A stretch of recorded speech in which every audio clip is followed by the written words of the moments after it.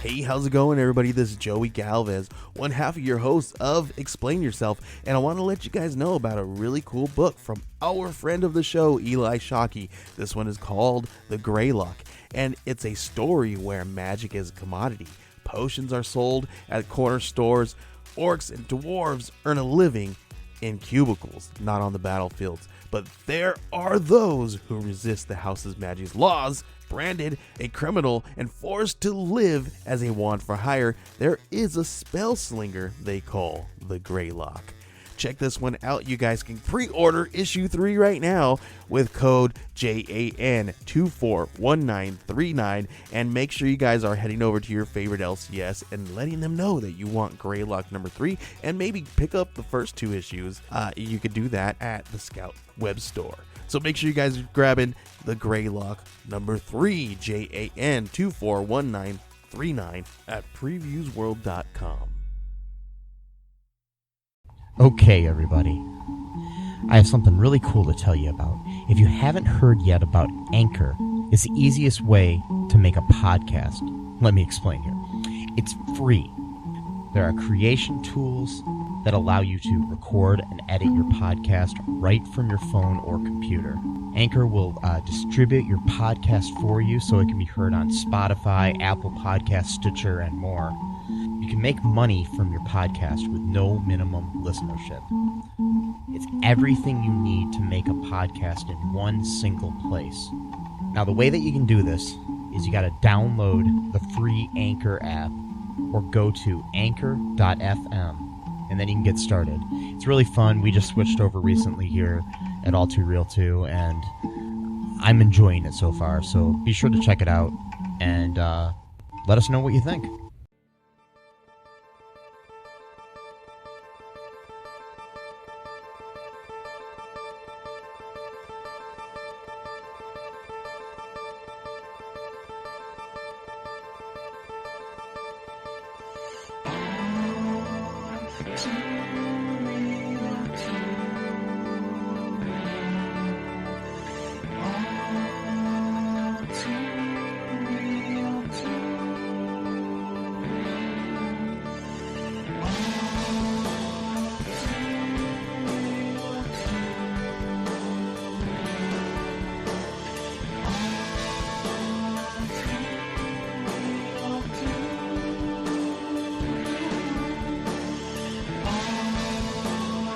Okay, everybody, welcome to the All Too Real 2 podcast.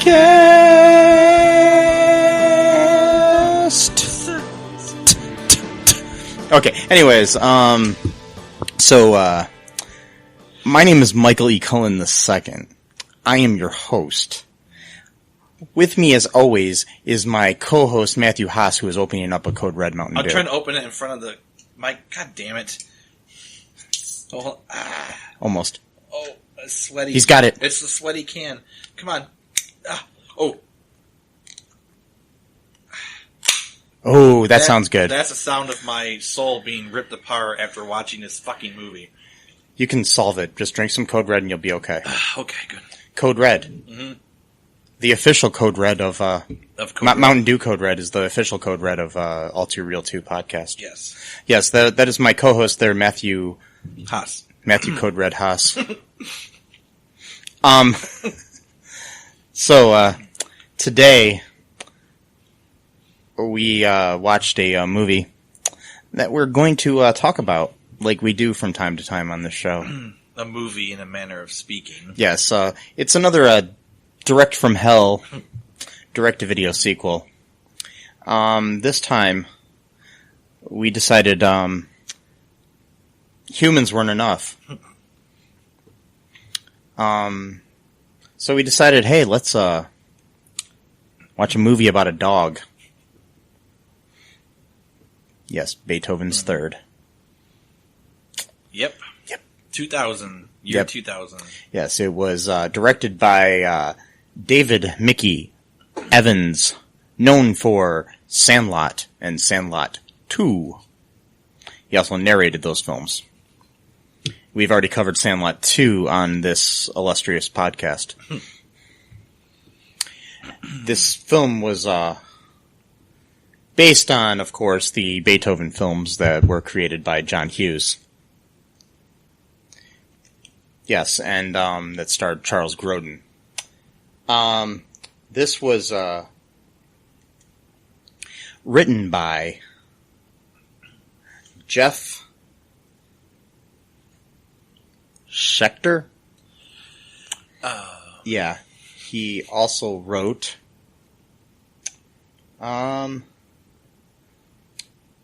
other things. That one movie. Yeah, now he wrote God. He wrote Beethoven's Third, like I said here. He also wrote Dennis the Menace Strikes Again. He's written other things too, a lot of TV. And the Care Bears Big Wish movie in 2005. His latest thing is a TV series called Stitchers, which he created. And seems to still be running. So, okay. Anyways, this movie, instead of having Bonnie Hunt and Charles Grodin reprising their roles and returning to this franchise and, you know, the kids from the other two movies, which I haven't seen in like 20 years, so I'm not going to pretend I know what the hell they're about or anything. I just know there was a dog. And, yeah, anyways, we have Judge Reinhold as Charles Grodin's brother, because they look so much alike. Yeah. They're both white males. And, one's like tall and thin, and the other one's kind of slightly chubby and yeah. shorter. Anyways, or average height at least. His best role ever, Judge Reinhold, though. This movie? Like, Fast Times at Ridgemont High, forget about it. I don't care if that's like a classic. Nope. Beverly Hills Cop? Nope. This is it right here. Or even, what was it, what you got there? Well, I don't know. That's pretty cool. My pen is your weird. Your pen actually has like a advertisement on it. Oh, sweet. That's for a TV station that doesn't exist anymore. Right. Anyways, but yeah, the also that movie with the robot. You know, I can't think of the movie. You know, the robot, the little thing, like there's a robot guy. He was in that movie, wasn't he? It was like a really famous movie in the 80s, like a robot, like a Are you thinking of like Short Circuit? Yes, no, he wasn't in that. He wasn't, as far as I know. I thought he was. I don't think he was. I thought he was in like part 2 or something. All right. He might have been. I don't know. I know he wasn't in the first one because like that was like Steve Guttenberg. Oh, that's right. Yeah, never mind. And yeah, he was in Beverly Hills Cop 1, 2, and 3. And we should cover Beverly Hills Cop 3 for this sometime. Really? Is it bad? It's not as good as the other two. Okay. But I actually really thoroughly enjoy the film. Even though it's not a direct-to-video sequel, but we can still... We can bend the rules sometimes. Yeah, well, I don't think we really have rules anyways, so it's kind of our own podcast. It's a pop culture free-for-all, folks. Anyways, sometimes that's good, sometimes... yeah, Judge Reinhold was also, in Santa Claus. Yeah, that's right. Mm-hmm. Okay. Yeah, he was in the Santa Claus 1, 2, and 3, I believe. Yeah. He was in all of them? Oh, wow. Yeah, as the stepfather to Tim Allen's kid. So he's been in some stuff. He's been in a lot of stuff. Some good, popular really good stuff. Yeah. He's a really good actor, and actually. Then he does this, though, for some reason. And he came back for Beethoven's Fourth as well, so... We should watch that sometime, too. Oh, yeah, we will, definitely. Anyways, can't be much worse than this. I don't know, it's possible. I'll take that back when we watch it and we see that it is. Anyways, so... And also, the woman that played his wife... Oh, yeah. She was in... yeah, Saturday Night Live. Yeah. Julia Sweeney plays his wife. So, yeah, they play Richard and Beth Newman. And then you have the kids, Brennan and Sarah Newton, played by Joe Pitchler and Michaela Gallo.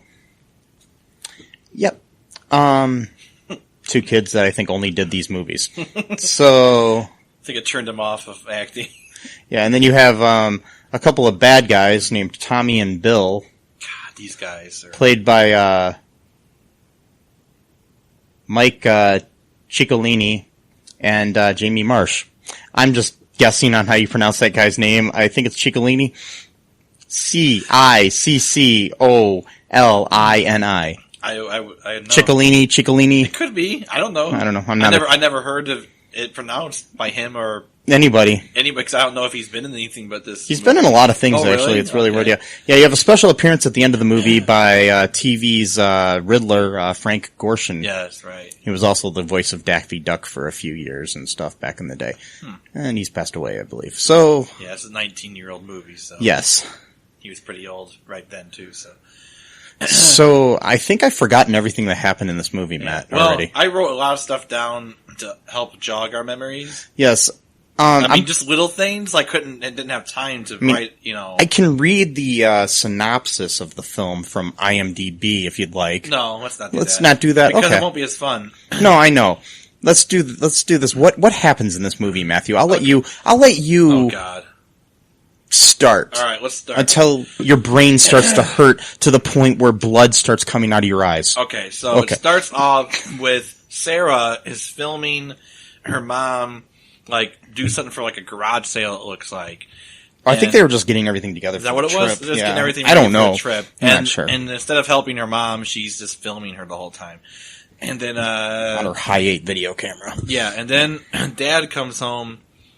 At first, it looks like, this really rinky-dinky RV drives down the road, and Mom is, freaking out, please don't let that be, something that he bought. And it drives down the road, and she's like, thank God. But then another RV drives down the road, and it is Dad coming home and ends up kind of scuffing up her garden gnomes that she took, painstakingly took care of for 10 years and kind of chipped them up a little bit because he wasn't used to driving the RV. So then they get into this whole thing about how much money did this cost? Oh, blah, blah, it's no big deal. I just rented it and paid for insurance, and it's a great investment, and we'll have a great family vacation because I'm going to recreate this family vacation I had when I was a kid, because we all know that you could recreate memories. That's a totally easy thing to do and something that should be done, not creating new memories. Okay, so he wants to recreate this magical... I think I have an idea for a movie, Matt. What's that? It's a movie where we recreate memories. Yeah, okay. Wait, didn't they already do that with, I don't know. The what was that movie? Sunshine or with Jim Carrey? No, Eternal Sunshine is fun. They erased memories. That's right. But didn't they implant new ones? I think they might have, but... No, they didn't. They just erased them all. But I'm saying this is where you recreate the memory. Oh, I see. It's a theme park where you go. This is my idea, folks, so don't steal it. You go to a theme park, and there's an attraction at the theme park where it's called Recreatatron. Yeah. And you go in, and instead of, riding some Harry Potter or Disney thing or something, you go in there and it's like, you just say, hey, my third birthday. And then all of a sudden you're reenacting your third birthday. And then trouble ensues. Yeah, trouble. Because you need conflict for a good movie. So yeah, you need some kind of conflict. So monster shows up trying to kill you. I don't know. And in all honesty, I'm actually liking this idea. So please don't steal this, folks. Yeah, don't steal it. So Dad is trying to get them all rounded up to go on their great vacation. Mom says that she was told that his brother was having something shipped to their house that day. And it turns out that they shipped Beethoven, a dog, for some reason, without even telling them why or even asking them if it's all right. And then they decide, should we take Beethoven to a kennel or should we take him with us? Sarah wants to bring him, with him. The dad kind of wants to bring him with him. So then he kind of blames it on the mom. Oh, well, she made us take Beethoven to a kennel because it's always the woman's fault. It's always the mom's fault. So this is the propaganda even in that time. But anyway, so but this is a female empowering movie, I think. Well, in some ways, but it's weird though because they have it's they strike a balance. See they strike a balance of who gets the blame. Yeah. Instead of uniting, they strike a balance of who's the evil one. That's the great empowering message of who to blame for your problems and that. But anyway, I don't even know what I'm talking about. But so Beethoven breaks free from the kennel before even being put inside of it. Just drags the woman who's holding him on the leash, just runs away, hops into the little boat that they have attached to the RV, and hitches a ride all the way to the campground that Judge Reinhold ended up breaking the sign because the RV was too tall, and he didn't actually read signs about how tall his vehicle what the clearance is and stuff. Yeah, because he's a fucking idiot. So so that happens, and then they find Beethoven. No, he finds Beethoven because he's trying to lift the boat, and the boat is so much heavier because of a dog being in it than what it was. That weighs normally. 185 pounds. Yeah, like that was such a huge noticeable difference. Beethoven jumps out. They have ball-busting humor where the boat hits him up in his testes and he flies off into the water. Because we haven't seen that in any Beethoven movie or any movie where it's hijinks like that at all. Totally. No, it was completely original. It was like as groundbreaking as like Toy Story or Snow White and the Seven Dwarfs or the Jazz Singer with sound and stuff. It was the most groundbreaking thing in cinema history. Right. And okay. Wait, the bad guys. That didn't. And the bad guy, I forgot about the bad guys. So the bad guys are these two. One of them is like the complete idiot dude, and then the other guy is like supposedly smart. All right. So their big plan is that they went to a video store to rent or buy a movie called The Shakiest Gun in the West. Starring Don Knotts. Starring Don Knotts as a DVD. 1968 film. Yeah. And it wasn't really the movie. It was some computer code for something that was never explained throughout the entire movie. So the MacGuffin was not explained, which, fine, whatever. And, but just so happened that someone actually bought the movie or rented it. Because they were like, we're going to pick the movie that no one would ever rent or want to buy. And then we'd come here and buy it. But then someone bought it. Uh-oh. Guess who bought it? It was Dad who bought it because he wanted to watch, because that was the movie he watched as a kid on their family vacation. And this is where I have questions. Number one, you have this code, okay? Which we don't know what it's for. That's whatever. I mean, I don't care what it's for necessarily for the plot to go along. You have the code, okay? Now, let's say this is the code I have. It's my code red. Yeah. But anyways, I have my code red in my hand here, okay? I decide to take the information that's on this code red and put it on a disc and then deliver it somehow to a video store and put it on the shelf so people can buy it. But I already had it. But I'm going to put it on a DVD. Well, I don't know if they had the code, if they knew what the code was. The way they were saying it is that, why was the idea that we put this on this disc or whatever? They said we and stuff like that in the thing. And I'm just like... I don't know. Yeah, exactly. Why would you make it more difficult on yourself to get a code you already have? I think it was just poor writing on their part. I don't think they meant that, but that's the way they wrote it. Because why would they do that? It makes no sense. They must have ordered the code. And my thing is even if anybody had the code... There's other ways to deliver the code to, like mail, this computer carrier pigeon, something. The way that they're treating this code as though it's like the biggest government secret ever. The lengths that they're going. I mean, think about it. Most people would not go to the length of putting this on like a DVD at some random video store across the country, and then going there and then renting the correct DVD. I mean, just so that you don't get caught. Yeah. I don't know what was on that code or what that code entailed, but I don't think it was anything good. It's probably some weird money shit or aliens or just like the alien dog he was talking about, later on about baby. I think now I might be wrong. This movie took place in 2000. Yeah. Maybe this was all the plans for 9/11. Yeah, maybe. Yeah, actually, I do think that there was some ones in that code, and that stands for 9/11. Yeah, so it's all a conspiracy. It was a coded reference. Did you actually see the conspiracy theory about how the band Supertramp did an album, and the album cover is supposed to be envisioning 9/11 or predicting 9/11? It shows a waitress like holding like some drinks or something. No, and the drinks are supposed to be the falling towers. Because everything's like upside down, and so in the upside down world, that's what's happening. I don't know. There's a whole conspiracy theory. I've seen things about like Back to the Future was supposed to predict it. That makes more sense. Zemeckis was, and then he just basically admitted to it when he made what was that movie? That movie with Joseph Gordon-Levitt about the true story movie about the guy that walked across the wire on between the two towers. Anyways, that because he was wearing a similar outfit when he was doing that color scheme to Marty McFly in that movie, that it was him answering to the fact that he was actually trying to warn us about 9/11 back in 1989 or something when Back to the Future 2 came out or whatever. And it's just like, wow. Yeah. Yeah, I saw that video on YouTube. Yeah. That person had to go through those movies like 100 times probably to pick out all those parts. But at least that sort of makes sense because they had more to go off of. But Supertramp, the band, like, why would the band Supertramp, whatever? And I'm getting off track. Anyways, but so they want this code.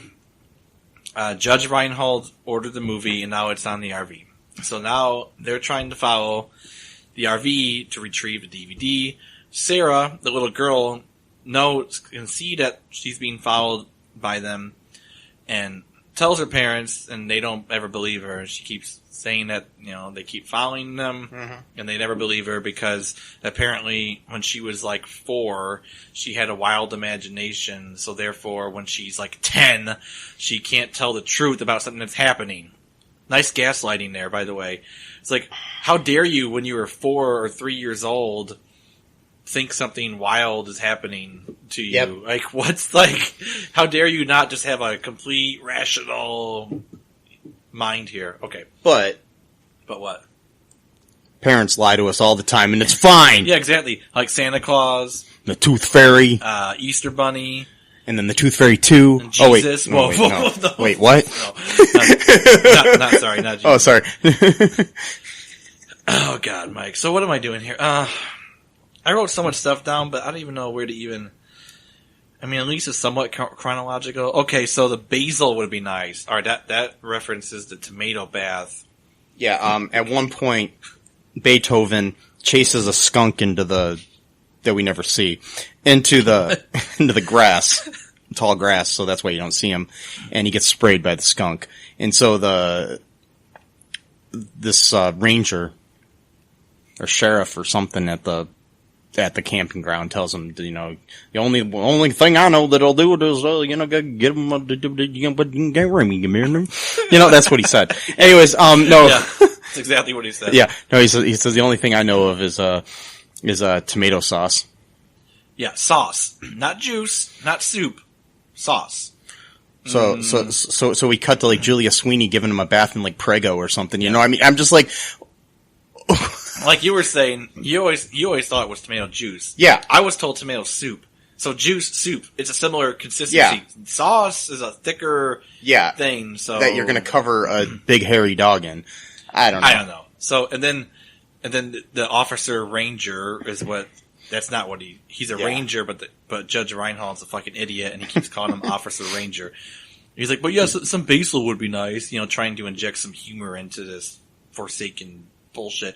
Anyway, so the bad guys are chasing him again, and then Beethoven does something else to, I don't know what he does to trick them or whatever, and then they run into a thing, and then they get cement covered, or cement, like whatever, the liquid cement covers their car, and then it hardens, and they drive with the cement on their car for miles and which miles. Apparently the car was fine to drive after having cement hardened on it. I don't know. And then he's like, "Don't tell my mom," because I guess it's like his mom's car that he's quote unquote borrowing, which is weird because it's kind of a weird car that usually. I wouldn't think that would be his mom's car. It looked similar. I don't know. Is it like a Gremlin or something? Yeah. The car. I think it's like similar to the car that Wayne and Garth have in Wayne's World. Yeah. Except for a different color. Yeah, that's what it looks like. Yeah. And I mean, it could be his mom's car, but it just seems like that would be more of like the young man's car. Yeah. But whatever. So. Or maybe he just doesn't want his mom to know that he fucked up his car for doing some stupid hacking bullshit. That's the other thing too. That this movie is like complete or replete. Is that the word, replete? With like all like the early 2000s hacking bullshit. Like you type in like two numbers and suddenly you hack into like a database in like 1 second flat. Like that never happens at all ever. But Nope. in this movie, it does, because he's such a wizard that he can just type in. That's what I'm saying. They were planning 9/11, man. That's what I'm telling saying. you. I think he is a genius. Yeah. And the brain freeze guy, maybe he was trying to always freeze his brain because he knew so much about what was happening He had to like kind of like just forget about it. So he had to keep drinking coffee and get himself Yeah. high on And that. he drank a lot of coffee. A lot of coffee. Lot of I think coffee. my theory is that he was actually addicted to methamphetamines. I think this was like probably around the time that before we had Red Bull and Monster around and stuff like that. I think if this movie was made today, this guy would be, hopped up on Monster and his name would be Kyle. Because everybody that drinks Monster and goes crazy is named Kyle, in my opinion. So that's okay. But, Good one. yep. Anyways. And there's this moment where he's drinking like an iced coffee or an ice cream, and he's like really drinking it, and then he's like making all these weird faces, and then the guy's like, "What's wrong?" And he's like, "Brain freeze!" screaming or whatever. He's like, drink, half of it next time or whatever. I don't know. It's such a bizarre movie. And then okay. So next thing I have written down is that Judge Reinhold. I'm just gonna call him Judge Reinhold. I'm not even gonna call him his character's name. Richard. Yeah. No, I'm calling him Judge Reinhold says that he wants to go see a life-sized peanut butter sculpture of Abraham Lincoln. That's a great vacation right there. One of our finest presidents in peanut butter. Now, I'm all for presidents being made out of condiments. But I would prefer a Bill Clinton carved out of cheese. That's just me. I don't know. I have no reason for that, but that image just popped in my head. I'd rather have a Donald Trump chicken nugget sculpture.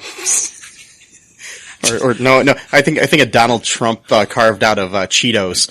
Yeah, just meld it into a sculpture and just put it out in the sun. Just watch it melt while you chanting mantras and spells to cast out the demons of. Okay, whoa, and then hey, spiritual warfare goes both ways. Yes, they want to come after us. I'll come after them. So we'll go on the spirit plane and we'll see who wins this. That's a good movie right there too. We'll write this down later, and we can put it in my theme park movie. Yes. Spiritual warfare, right? Wow. Oh God. Anything else you got? I don't know. Do you want to take a break, Matt? Sure. Yeah, we've been going for like 25 minutes here. Oh my God. So yeah, we'll take a little break for some words from our sponsors and whatnot, and we'll be right back here with more of Beethoven's fucking Third.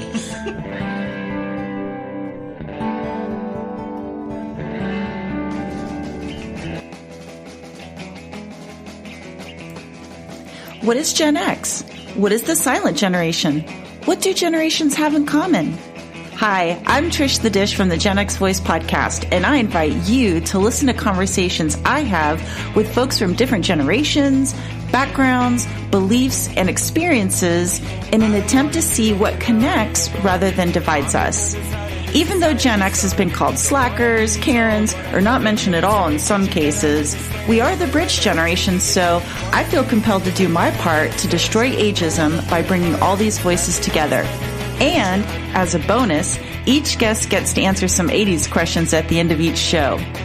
So download and listen to Gen X Voice today on Apple, Spotify, Amazon, or wherever you listen to podcasts. And let's see how much we have in common after all.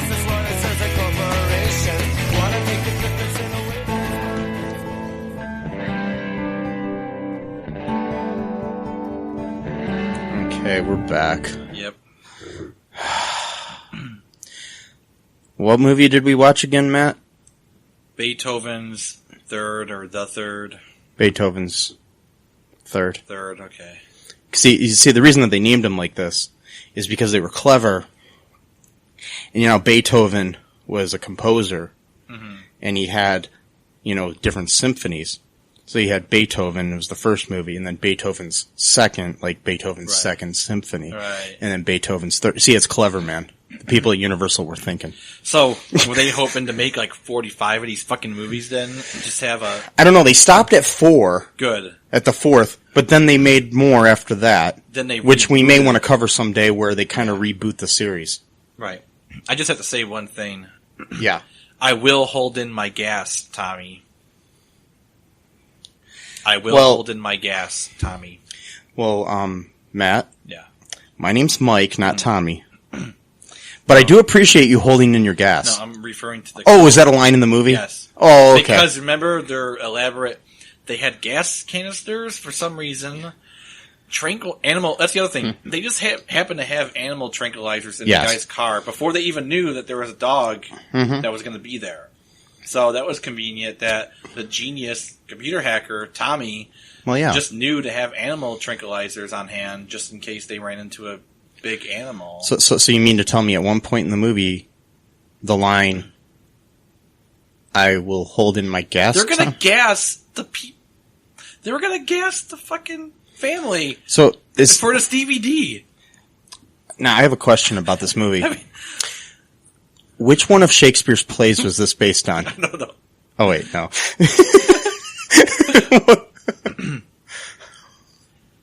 Oh God! They got the goggles, Yes. so they can't, so they can see in dark. So they got that. They got the cloaks. Yes, this is before Harry Potter. They had a fucking invisibility cloak. Well, sort of, not like Harry Potter invisibility cloak, but they had a cloak that was. It was a cloak so that they could just appear to be moon shadows. That's right, That's right, moon Shadow, shadow, moon. And it's just ironic because right before we watched the movie, we were in Matthew's van listening to Cat Stevens, and that song was on. Yeah. So yeah. Moon shadow, and if I ever lose my legs, If I ever watch a movie, I really hope it's not like this one. away, take me away from this stupid fucking movie. Anyway, sorry, Cat Stevens. Yusuf Islam. It's okay. He's traveling on a peace train right now, so Yes, we're all good. yes. So he says, I see it, because they're staring through the window now, looking to make sure that they can get in there and steal the DVD. And then the idiot guy, I forgot his name, he goes, I gotta go tinkle. It's like, he's like a little kid, this guy, I don't even know why the genius hacker guy who has animal tranquilizers on hand at any given moment even needs a spiky-haired coffee addict guy to even be with him. Is it just companionship reasons? Just wants a friend? I don't know.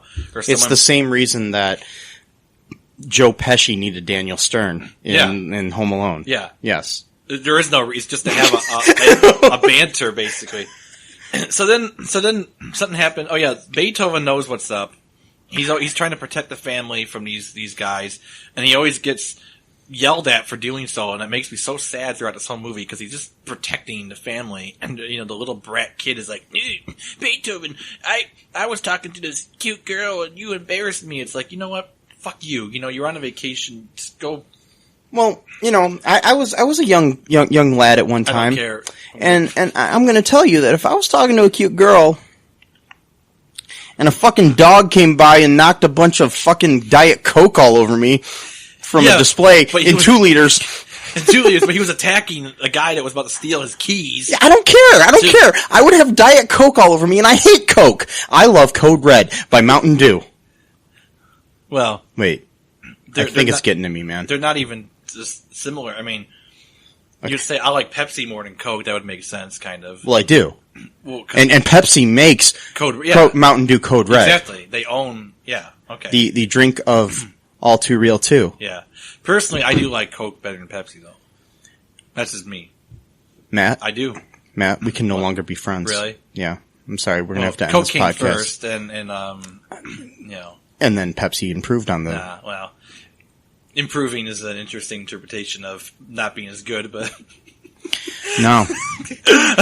Matt, what? I think this is where our friendship ends. That's fine. I'm telling you. No. Okay. Well, No, I'm joking. I'm gonna call you. Then I've got to rename you Officer Ranger because that's what Judge Reinhold calls the Ranger officer. And then the guy says Ranger, so then he thinks Judge Reinhold thinks that his name is Ranger, so he's calling him Officer Ranger, and the guy's getting pissed off. That part was actually kind of funny. That was kind of funny. But, oh, that's right. Can I get to the trippy? There's a lot of trippy scenes in this movie too. Yeah, I mean, go ahead. We can skip over. We can skip to the end. I don't care. It's just like so, like just like a sort of confession here. You know, I've been high like a few times in my life. Not a lot, but a few times. And I remember Matt, when you drank the Coke, it didn't really have cocaine in it. Just letting you know. No, I'm not talking. I didn't even drink Coke. I'm drinking Code Red. Oh, but you said you like Coke, so I was just making sure you knew it didn't have cocaine in it any longer. No, I know that. It did at one time, but it doesn't that was anymore. long. That was before I was born, though. Yeah, that was like 80 years before you were born. But yeah. And by high, I don't mean cocaine. I mean, okay. I meant other just making sure that you didn't think you were getting. I meant more of the cannabis variation. Oh, okay, gotcha. So Gotcha. That's fine. I've been high only a few times in my life. Yes, but I remember enough from those experiences what it was like to watch a movie while being in that state of mind. It's for me at least, it's a very spacey feeling. It was, you couldn't really follow one scene to the next. It was more of like the entire movie was like its own, just one scene, and everything kind of sort of just melted into the next scene. So it had that kind of thing. I'm watching this movie. Did you have to watch movies with accused pedophile Kevin Spacey when you were Spacey? No, I didn't watch any. I watched. Okay, just making sure. The first movie I watched when I was high just happened to be a movie called Cadillac Records with Adrian Brody. That's a good movie. It's a really great movie, but I could not follow it. We should cover that for our other podcast. I could not follow it. Yeah. I remember like two things happening in that movie. I remember Muddy Waters had like a scarf around him when he's playing guitar, or not a scarf. What do they call it? What's that thing called? It's like a kerchief, or not a kerchief. It's like a fancy name. It's like a cravat. There it is. Yeah, I think that's what it was. He was wearing one of those, and he was playing his guitar. And then I remember him recording in the studio. I remember him talking to the Rolling Stones for a moment. I remember there was this scene where Howlin' Wolf was like basically bullying his band because the one guy messed up like one note, and he was like gave him like this look like he's going to beat the shit out of him if he didn't do that note right. And then the next thing I remember is Adrian Brody having a heart attack in his car and dying in front of the old record store. So that was my first. Anyway, so that's a kind of a long-winded explanation. I'm not high right now, but what I'm saying though is that there's a scene in here that reminds me of that experience. Okay, so after the whole kerfuffle or cuffeffy or whatever you call it, with Officer Ranger of waking up the whole campground. Because of Beethoven causing such a ruckus, Judge Reinhold had to sleep outside with Beethoven because his wife didn't want them to get kicked out of the thing, but she didn't want Beethoven to sleep inside the RV, so she made him go out to sleep with Beethoven. That sounded weird, but to sleep next to Beethoven. Yes. And this is where the feminism propaganda starts in the movie. Anti-father propaganda. Okay. So daughter Sarah, I'm totally just doing a character here. So daughter Sarah, that's actually not my views. This is this random character view. Daughter Sarah hands a pillow, to Judge Reinhold. And he's like, "Oh, thanks, sweetheart." And she goes, "Oh, that's for Beethoven." So there goes anti-father propaganda right there. Literal anti-patriarchy. Literally anti-patriarchy. Here's father being sent off to sleep on dirt. This is the man that provides for his family. He's sleeping outside next to the dogs, literally. And he doesn't even got his own pillow. That pillow's for Beethoven. I don't like it one bit. Anyway, so where was I going with this, Mike? I don't know. Totally. Okay, here it is. So they both have dreams, and Judge Reinhold has like a stupid dream, and then Beethoven's dream is Judge Reinhold dressed as a hot dog running away from Beethoven as Beethoven's trying to chase and eat him as a hot dog.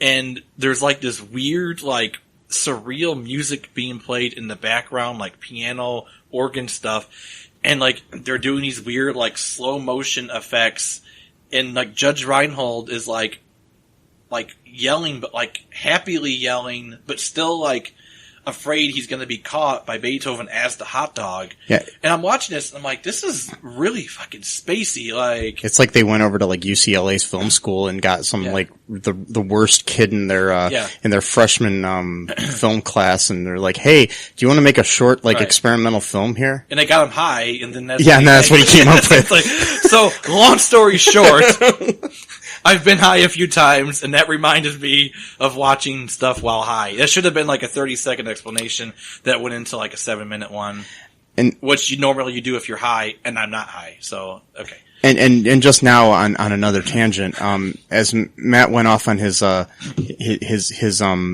towards the worst soda in the world, I just noticed he's now wearing a Pepsi shirt. Yeah. Well, this was a gift.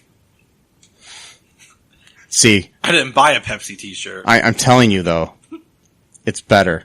I don't know. I don't think so. I think the next podcast we need to start, it's just going to be called Coke versus Pepsi. Coke versus Pepsi. And all we do is we have guests on here, and all they do is like, which do you like better, Coke or Pepsi? And they're like, oh, I like Coke. Oh, I like Pepsi. And then that's the whole show. I mean, I guess I could see Pepsi being better if you like Coke, but then you decide that you want 1,000 extra pounds of sugar added to it because the flavor is, it's not flavorful enough. But to me, I like the more subtle flavors of life. I don't need everything to be completely. I think there's actually more sugar in Coke than there is in Pepsi. I don't care.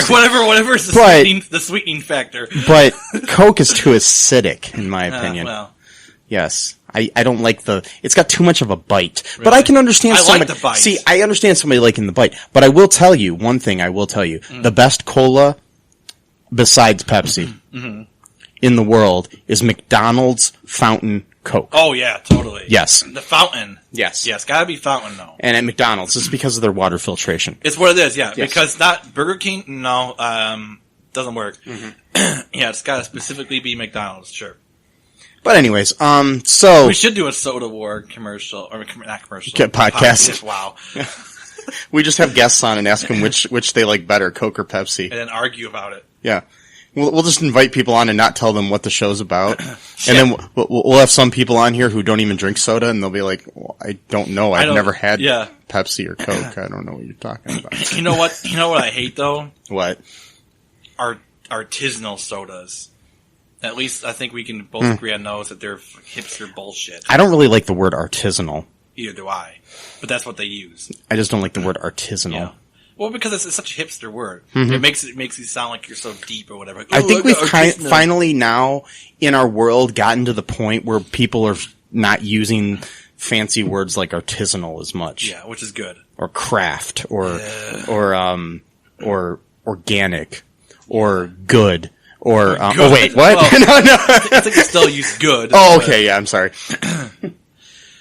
Okay. So, Pepsi and Coke go really good with hot dogs. Yes, they do, so that'll bring us back into the weirdness of this fucking movie. Not Judge Reinhold dressed as a hot dog, because that would be cannibalism. But if you are listening to this, Judge Reinhold, on the chance you might be, you can come onto our podcast. Dressed as a hot dog. Dressed as a hot dog, and tell us which you prefer, Coke or Pepsi. Yeah. Yeah. Jesus Christ. He can come on too. Jesus Christ, if you're listening to this podcast, you know what I bet you Jesus could do? What? He could turn Coke into Pepsi. Right. Because he could do water into wine. See what I did Speaking there? of which, I got fish and car right is my next note. Oh, wow. So fishes as well. Yes. Loaves in the fishes. Or fishes, whatever. Do you think if we had like a big pool full of like soda that Jesus could walk on it? Probably. Okay, just checking. I mean, his feet would get really sticky. I don't think he would be very happy about it. No. That'd be a waste of soda, too. Why did you make me do this? So they have fish in the car because they drove the car into the pond or the lake after they got caught by Beethoven. The bad guys. The bad Tommy and whoever the other idiot is.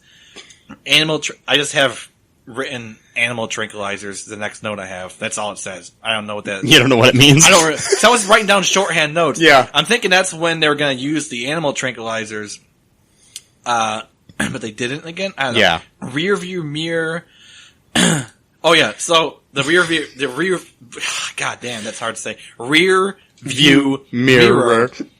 On the RV. You pointing this out. Yeah, basically, there's a point where they tie up Beethoven to the rear view mirror, and then he gets loose. This is the point where the Diet Coke gets all splashed on right. on the kid. Anyways, he goes running after he sees the bad guy, and he breaks the rear view mirror off of the RV. But then the next shot where they show him running away from the RV, guess what's not broken off of the RV? Take a guess, Matt. Oh, the mirror. Ding, ding, ding, ding, ding. The rear view mirror. In perfect condition. Yeah. Not duct taped or anything like that. Objects in the rear view mirror. And, so yes, and I do have my notes. Beethoven tackles the hacker genius who tried to steal the keys from the kid. God damn it. Yeah. Steal the kids from the keys, really? Yes. And then, little shithead, whatever, I can't even talk right now. Stupid brat gets pissed off at Beethoven, yells at the poor dog because he wanted to impress this girl, and it's like, you know what? The fucking dog here loves you, and he's trying to protect you. But he didn't impress her enough when he was standing there looking at like Hello Kitty toys. Yeah, that's right. He was looking at a Hello Kitty. I don't know why, but whatever. And of course, this is 2000, so there's like, I don't like Hello Kitty stuff. That's for my sister. Because I'm a boy, and boys can't like Hello Kitty. They gotta like boy stuff like baseball and football and beer. Well, not beer, hopefully not as a boy, but like, grow into that. But you know what? What? It'd be a pity. That's right. It'd be a pity if you couldn't play your ditty. Lord knows. You should have with the little jingle I wrote like 13 years ago. I used to have a Hello Kitty boombox that my at the time child niece gave me. Yeah. I remember that. Yes. And I wrote a jingle when I was using your bathroom. Yes. That's where all the best creative work happens, when you're using the bathroom. Yeah. My bathroom specifically. Your bathroom. Yeah, yours. Not mine. That's why sometimes I gotta come here in the middle of the night, knock on the door. Hey Mike, can I use your bathroom? Real good idea. Mike, I want to do some writing, so I got to use your restroom. No. Might be a while. So don't worry about the sounds coming that would be a great thing right there to do like an ad for a show, is this little rant, this little banter, and then put like some music in the background right afterward, like the All Too Real 2 podcast. We should remember that right there, that little Yes, we'll remember that, folks. Yeah, we're just tell you. Remember. Remind us. Send us an email. So what's next? So Judge Reinhold says, "Sorry, boy, boss's orders." He locks him in the RV where the like a bed is, and he lifts the bed up because the bed was like a thing that could fold. It was like a Murphy bed sort of thing, yeah. And now one of the best parts of the movie comes up is the sumo western thing. Yeah, that they go to a western town, much like in a much better family vacation film called Vacation. Yeah, Vacation. With Chevy Chase, which this reminded me of in the fact that it was a movie. Yeah, see, this movie made me forget, too, that there's other movies that exist and are good. Yes, the things that they have in common is that they're both movies. One's funny. Yeah, one is funny. So, yeah, they go to the sumo thing, and Brennan, the kid, gets picked out of the audience to get abused by an adult. Yeah, the guy goes to town on him. Yeah. Like, really? Yeah, he's in a sumo wrestler suit, like one of those padded suits or whatever, but this fucking sumo wrestler is, like, throwing him around, which I think is child abuse. I'm just saying. He's lifting him up, he's spinning him around. The kid's saying he's gonna be sick. Doesn't even heed his remarks at all. Just throws him on the ground. Beethoven, while his parents are cheering him on. Their parents are like, "Go, Brennan, go, Brennan." It's like, yeah, this is gonna be a great traumatic memory for him to talk about in therapy now for the next 15 years of his fucking life. And Beethoven looks like he wants to save him, but since he got yelled at, he doesn't know what to do. So good job, Brennan. You could have got protected by your dog, but now he doesn't know if he should, so that's on you. But anyway, all to, impress some girl. But the best parents don't, do the child abuse themselves. Yeah. They have a sumo wrestler do it. Yes. So there is one good line, though. where Judge Reinhold goes, "This really takes me back," and to his son goes, "To where?" When was there a sumo western theme? Oh boy, this movie's the greatest movie ever Good old, made. 12-year-old sarcasm. Yes. And so then, sorry, I'm getting all flustered here with my. Oh no, that's okay. So the bad guys show up. They dress in the suits as well. And then the one guy goes, "Does this suit make me look fat?" And then they proceed for like 45 seconds, get into this weird slapping, like it's the Three Stooges type of thing going on. And it's like, is this really necessary? Like just trying to fill time? Like what? Like, I don't understand the intent of why that was needed. Anyway, so The whole movie or just that scene? well, the whole movie. Oh, okay. But also Just So then there's something else. I forgot what happened. Beethoven causes like another thing, and because he sees them, so they try running away. The one guy falls down, and then the other guy walks over him, and then he says, "Thank you," but like he didn't say it like sarcasm. Like he was actually thanking the guy for walking on him. So I'm not sure if he's got some weird walking kink. I don't know. Whatever. And who knows at this point, really? Beethoven eats 20 eggs. I write that down in the RV when they're having a good time with Beethoven now. Because now they come to terms with Beethoven being a part of their family, that they're, they enjoy him being on the vacation with them. So he eats like 20 pickled eggs, it looks like, and then he farts, and then everyone leaves the RV because he farted. And then, what else? Oh yeah, covered in shit. Just wrote that. That's all I got written down. It's covered in shit. I know what it's referencing to. So, Judge Reinhold empties the septic thing right. Shitter's full. Right at the, Wait. another vacation reference. Yes. Right at the bad guys who are like waving their hands because their car broke down, and it's like, I don't know how he can't see them because it's a yellow car and they're right on the side of the road. He doesn't see them, and he empties the septic thing, so they're literally covered in shit. I have the word "rad" with the question mark written down. Because at one point, Judge Reinhold... Oh yeah, he calls something, he's like, let's go to this place, it's gonna be really rad, and then the kid's like, rad? Rad? Like no one says that anymore, Dad. Yeah. Like, fuck you.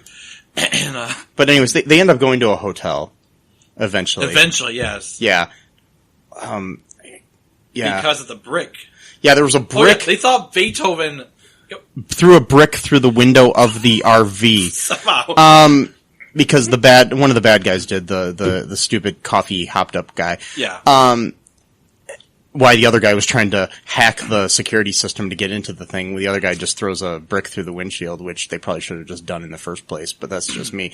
And the glass breaks really easily, like old, like single pane glass, like in an old, like dilapidated building, old schoolhouse that was, condemned like 50 years ago. It isn't tempered like most, RV and car glass should be, but that's okay, whatever. We don't have to be accurate in a movie. No, not for this movie. No. And by the way, too, that brick throwing was in slow motion, but really bad slow motion. Yes. For no reason whatsoever. Bad effects. Really bad effects. No reason whatsoever. Yeah, it was. And the coffee maker, the guy's talking about the coffee maker when he gets, this guy is obsessed with coffee, or caffeine, or whatever. Yeah. He's addicted or something. I don't know. Telling you. I worry about him, actually. I think after this movie, that character, he discovers Red Bull and then he just dies. Right. Or he gets hooked on tranquilizers because he accidentally tranked himself. Yeah. So maybe that's his new drug. He's like, oh, I just realized how chill I can be. So now he goes from coffee to tranks. Coffee to Tranks. Yep. That's the name of my next movie. Coffee to tranks. Yeah. Oh, yeah. Open up the case. Because they didn't open up the case to the DVD that they painstakingly searched for. Yes. You just gotta take the case and hope that the DVD's in there for some reason. So, but anyways, they don't get it. Dog attacks them, blah, blah, blah. They go to a hotel. Kid runs into the little girl again. Like, they keep running into each other throughout Yeah. this entire vacation. Which is funny because the end is a nice little twist, about that. You find out that they actually are going to go to the same high school. Yeah, they actually live in the same neighborhood or whatever. Yeah. Yeah, but yet she's not in the fourth. Anyways. Well, whatever. Maybe she died on them. Yeah. Sorry. It's terrible. Or maybe he did. I don't know. She came over to pet the dog, and the dog mauled her to death. It turned into Cujo. No. Hope not. I just can't get over the fact they thought Beethoven, like they were so mad at this dog for, ostensibly ruining their family vacation that they actually thought he was capable of throwing a brick through a window. How much do you have to hate a creature of this earth so much to think that it's possible of doing something that it's not possible to do, nor would it actually want to do that thing? Well, there are split moments in the day where dogs have opposable thumbs. Okay. And strength in their legs where they can throw things. Okay, I didn't know that. Yeah, it's only once in a great while. Oh, I see. Yeah. So he found that one moment. Yes. And decided to throw a slow motion brick. And there's moments where they turn into a guy with spiky hair. Yeah. Anyways, so what happens? We're at the hotel. The little girl decides to what she do? She decides to sleep in the RV with Beethoven. Yeah, they're still staking out the RV. Tommy is losing his bearings. He's coming up with all kinds of conspiracy theories about how Beethoven is actually spliced with alien DNA, and that he's an alien dog, and that's why he's so smart and super strong. It's not because he's a Saint Bernard, which is known to be one of the strongest dog breeds on Earth. That's not why he's strong. No. It's because that's one of the attributes of that breed. It's because he's an alien dog. That makes sense. So maybe he was drinking too much coffee at that Well, time. alien dogs can throw bricks through windows. Well, yeah, so okay. They throw alien bricks. Yes, not human bricks, No. but alien bricks. Special bricks that only come from alien worlds. They can't No. No, not like Lego bricks or anything. No, just alien bricks. And by alien bricks, I mean like from the movie Alien, like sets. Yeah, the stuff that they use to make the set for Alien. It's alien bricks. A spaceship that I don't think has any bricks on it. But anyways, They'll find some on there. Okay. Someone just brought some bricks just in case. Which would have been a good idea, actually. You could just pound a brick into their head, but whatever. Oh boy, what happened? The last thing I have written is addicted to coffee. That's all I've got. Yeah, the guy's addicted to coffee, So, I guess. You're right. Sarah wants to keep Beethoven company because she feels bad that he's by himself. So yeah, she's in the RV with the dog, and while she's in it, the bad guys, the wet bandit wannabes, are in the they break into the RV, or not really break in because there's no security turned on. Plus, there's a big fucking hole in the front of it.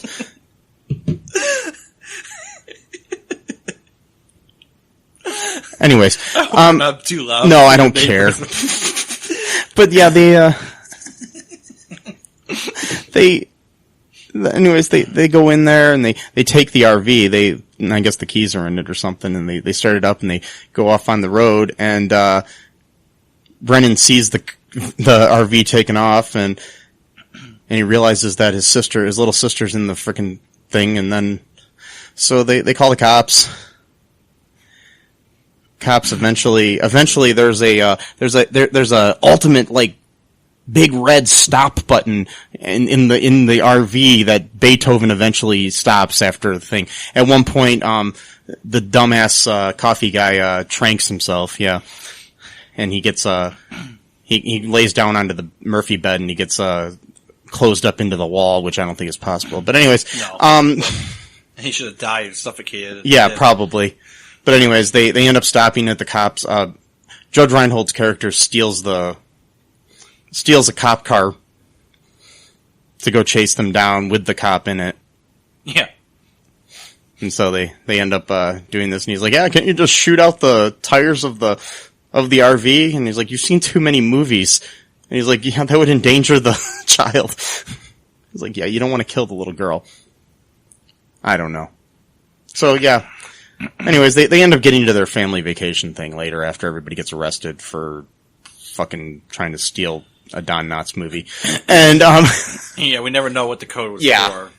maybe they were trying to, create a clone of Don Knotts and then Maybe. just make another, shakier gun in the West. Yeah. The even shakiest gun in the West. I don't know what it would be, even shakier gun in the West. What would the sequel to that be called, Matt? Yeah, even shakier. Yeah. That's what. Just even shakier. Yeah, just that. Yeah. We should make that movie. Yeah. Okay. Okay. Even shake. Yeah, we'll bring Don Knotts back from the dead. Whoa. Anyways,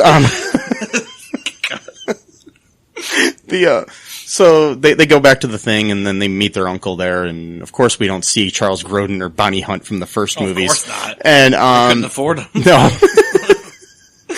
Or even if they could afford them, Bonnie Hunt and Charles Grodin read the script and are like, "Fuck no." Exactly. This is terrible. So they got the Riddler instead. Yeah. Who's like tells them, "Oh, by the way, they can't make it or whatever, right?" Yeah, and they're going to be gone for a year. So they get stuck with the dog for another year, I guess. And I guess we'll see in Beethoven's Fourth. Yeah. I can't wait, Matt. Well, they were happy to have Beethoven again. Oh yeah, by that time they loved him. And then they get two more dogs from their cousins or some bullshit. And yeah, then St. Bernard's like they have to look just like Beethoven. It's like, and then they all live happily ever after. why is everyone in this family only getting St. Bernard's dogs? And why do they just assume that one group in the family is just going to take care of all their dogs? That's I don't know. Fucked up, stupid family right there. But Do you want to take a break now, Matt? sure. And we'll come back and we'll read some reviews from the Internet Movie Database Sure. and see what other people thought of this this, what do you call it, piece of shit? This movie, I guess. This piece of dog shit. Yeah. Anyways, be right back. Bye.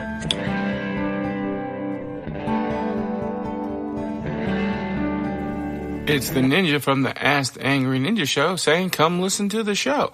We got the ninja wife to give you your movie reviews. We got the conscript to give you the ninja news. And we got the battle to talk about your sports. And as always, it is the Ask the Angry Ninja Show. So ask me a question. We'll give you the ninja knowledge you need for your ninja life. Search for us anywhere you get your podcast from. Just search for the Ask the Angry Ninja Show and enjoy the show.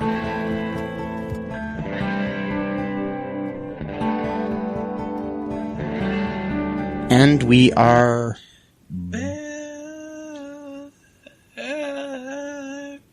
back. So, I looked up some reviews here of this amazing film, Matt. Yep. So, Ross Robinson, back in October 31st of 2003. I know the exact date that he posted this. What time? I'm thinking he went out trick-or-treating. Does it say what time? No, I don't know. Shoot. But 31st is, Yeah. so I'm just guessing he went out trick-or-treating, came home, Watch this. watched Beethoven's third, and then... What a great Halloween. I can guarantee you he was probably drunk. He went to a Halloween party, and he comes home with Taco Bell. He's like, you know what would be really good right now? To watch Beethoven's Third. He was sitting there's like 2003. What were people dressing up as then? I don't know. Yeah. Hagrid or, I don't know. Yeah, I mean, yeah, he came home dressed up like Hagrid. With some Taco Bell and a 6-pack of Molson. And he's, Wow. I don't know. Anyways, okay, Ross, this is what you have to say. He said, Beethoven is back. Beethoven's Third was made 7 years after the second Beethoven movie was made in 1993. 7 years later, Beethoven's Third was released in 2000. I enjoyed this movie as I think it brought the humor of the other Beethoven movies back in. Period. I don't know what... Okay. I remember when I first saw the first ever Beethoven movie when it was released in 1992. I give Beethoven's Third an 8 out of 10, but yet it says a 10 out of 10 on the top, so I'm confused. He changed his review midway. Here's God. Here's another good one. It doesn't have a rating, but I'm guessing they probably gave it like a 10 or whatever. It says, enough of the bashing. This is from Neglectful Killer.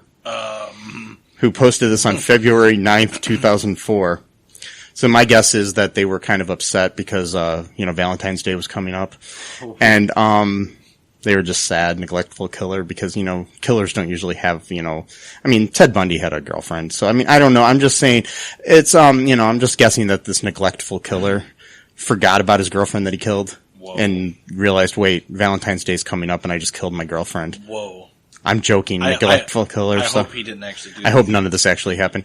But anyways, here we go. Of all of the Beethoven movies, Beethoven's Third is the funniest. The second was pretty good, but this one has some hilarious moments. I don't care what anyone else here says. I don't either. I'm gonna say that I love this movie just because I don't want neglectful killer to forget to kill me. Wait. I don't know what the fuck that meant. Wow. Anyways, he says, I don't care what anyone else says. I liked it. The two bad guys were hilarious. I felt a great disturbance in the force as the seven gnomes cried out at once and were silenced. The lanky dude is esoteric like this. Either you get that style of humor or you don't. I do, so I think it's funny. The other guy is a speed junkie who drinks caffeinated beverages by the scads and has some pretty funny physical comedy scenes. Judge Reinhold was a great dad in this movie and has some funny lines. The shakiest gun in the West. This was one of the highlights of the trip. For Pete's sake, funny stuff. I can't tell if this guy's serious or not. Right. But all I know is, neglectful killer, don't kill me. Please. Please be neglectful. Yes. And don't kill me. Okay, anyways. For me too, please. Yes. So, okay, so I got one here, Matt, that is a 2 out of 10 star. Mm-hmm. Okay. And that's from Smells Like Cheese. Oh, okay. And they posted it on November 29th, 2006. So I'm guessing this is right around Thanksgiving. I noticed that, there's interesting timing for these people. Halloween, and then there's a few days before Valentine's Day. Then a few days after Thanksgiving. What the? So I'm thinking, they're just bored during the holidays and thought, hey, what it looks like. that's what. Okay, let's see what he or she has to say. Okay. It says, right. Nice cover up. I don't know what that means. But anyway, it says, I was babysitting a couple nights ago, and my cousins are in love with the Beethoven movies. So we watched all of them and had a movie night. I remember loving the first and the second Beethoven when I was a kid. So in some ways, I was interested in seeing where the story took off for the Newtons. But this turned into your typical family film that wasn't really original or believable. The villains seemed to be homosexual morons who seemed out of place and wanting a disc of valuable information. And the whole family was predictable stereotypes. Beethoven, for no reason explained, has been shipped to George Newton's brother, Richard, who is taking his family to a reunion where he'll meet George and Alice and give them Beethoven. That is true. They didn't really explain why. Yeah. It was yeah. I guess Richard rents a movie that these criminals thought would never be rented. In the case, there was a DVD of secret information that the criminals must have back. They chase the family around with Beethoven, who will make sure that these guys will not hurt the family. Although with these certain villains, I'm pretty sure that's not a strong possibility. It was really bad acting and not even good enough movie for a family afternoon. I'm not sure why my cousins liked the movies, because I raised them better than that with movie knowledge, but oh well. I guess these movies must have something special in them, so I guess I will give it an extra point. So he or she probably wanted to give it a 1, but gave it an extra point just because their cousins liked it. This next one is I'm not going to read that one. It's way too long. What I want to know is the homosexual thing. Where did they get that? Yeah. How, I don't understand, was that supposed to be meant as an insult? like, I don't, homosexuals. or maybe she was reading into their relationship somehow.